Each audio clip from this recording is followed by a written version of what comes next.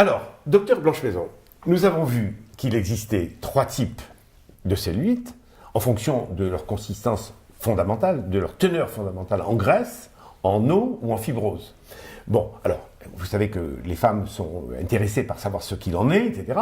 Mais maintenant, l'heure de vérité a sonné, il faut leur dire qu'est-ce qu'on peut espérer d'un traitement, parce qu'il y a beaucoup de gens qui désespèrent et à qui on propose, vous savez ce que c'est, les marchands de rêves. Les rêves, ça, vous avez raison, il y en a eu beaucoup. J'ai un diaporama où il y a plus de 96 machines à visée amincissante qui ont été proposées sur les 50 dernières années. Il y en a 2 ou 3 qui ont passé l'épreuve du temps. Donc c'est vrai qu'il y a beaucoup de promesses, beaucoup de rêves dans ce domaine-là.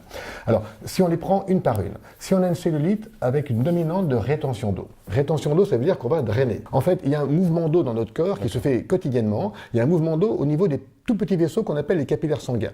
Tous les jours, il y a plusieurs litres d'eau qui sont filtrés à travers les capillaires artériels, qui vont laver toutes nos cellules, nos 800 milliards de cellules, et qui vont être réabsorbés dans les capillaires veineux et lymphatiques. S'il y a plus d'eau qui sort que d'eau qui rentre, ça c'est ce qu'on appelle de la rétention d'eau, et ça fait gonfler les paupières le matin au réveil, on a du mal à mettre les doigts, les bagues au doigt, on a du gonflement des pieds et des chevilles. La jeune femme ou la femme qui va avoir un problème de rétention d'eau, c'est en général d'origine veineuse ou lymphatique, ou hormonale, et encore une cause peu connue, c'est osmotique. Il faut qu'il y ait une quantité de protéines suffisante dans la partie veineuse du sang, donc il faut qu'on ait un régime suffisamment riche en acides aminés, c'est-à-dire probablement une des raisons du succès immédiat des régimes protéinés, c'est qu'on agit à la fois sur la graisse, et ça favorise la réabsorption de l'eau depuis les cellules vers les capillaires veineux et lymphathiques. Moi, j'utilise cette propriété. Et ça marche très bien. Parce que psychologiquement, en quelques jours, vous avez une perte de graisse et puis vous avez une chasse d'eau énorme, ce qui fait que psychologiquement, quand vous vous pesez, vous vous dites, mais c'est formidable. On agit sur la cinquième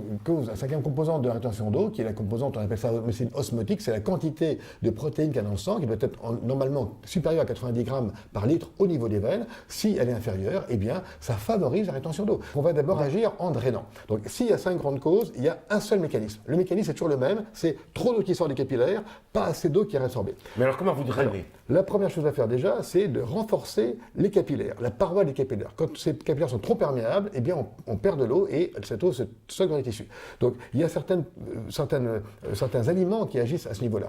Par exemple, tout ce qui contient les fruits rouges. Les fruits rouges contiennent de la vitamine P, qui est un renforceur qui renforce la perméabilité des capillaires. Et donc, tout ce qui est... Voilà. Alors, il y a la vigne rouge, bien sûr, oui. Mais il y a aussi la myrtille, le cassis, les framboises, tous ces produits. Alors, vous avez vu que beaucoup de produits utilisés. Il y a un produit qu'on donne pour les yeux, pour les œdèmes au niveau de la rétine, qui est uniquement à base de myrtille. C'est un produit remboursé de myrtille. 100% myrtille, remboursé sécurité sociale, et que les ophtalmologues donnent depuis des années pour la perméabilité capillaire au niveau de la rétine. Donc, d'abord, alimentaire. Il y a aussi des vitamines importantes pour renforcer les capillaires, c'est la vitamine C et la vitamine E. Ce sont 2 vitamines qui agissent sur la perméabilité des capillaires. Donc, au niveau alimentaire, on peut faire quelque chose. Et puis, améliorer quand même sa quantité de protéines que l'on consomme. Beaucoup de femmes n'en mangent pas beaucoup au quotidien, et parfois, ça peut favoriser, c'est une des causes de rétention d'eau. Deuxième façon d'agir, ça tout le monde le sait, mais c'est vrai que on a insisté dessus. Nous sommes dans une consommation moyenne d'environ 12 grammes par jour de sel, alors qu'on aurait besoin de 6 grammes, donc on en mange beaucoup, donc il ne faut pas hésiter à limiter le sel. Ensuite, la deuxième façon de faire, c'est de drainer. On peut drainer de façon manuelle, avec des massages. Tout le monde connaît ce qu'on appelle les drainages lymphatiques manuels, qui sont des massages à long terme qui permettent de drainer la rétention d'eau dans les tissus. C'est-à-dire qui fait remonter la circulation. Voilà, ça fait remonter le mécanique. Voilà, c'est mécanique, exactement.